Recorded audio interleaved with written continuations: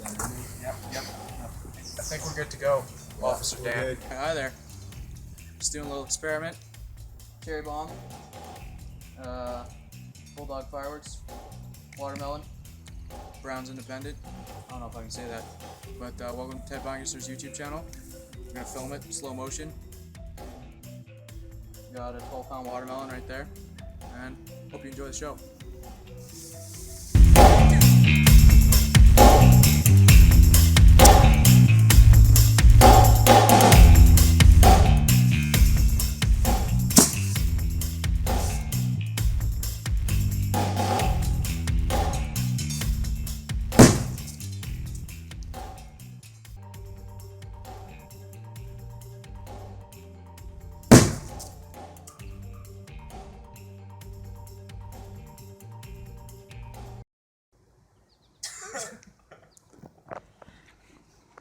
Well, that was lame. It's too big.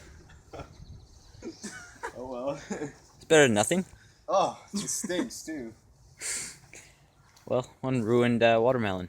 Had 2 useless cherry bombs. Looking at the remains. Didn't really do what we expected, but did some damage. At least we got some good watermelon to eat.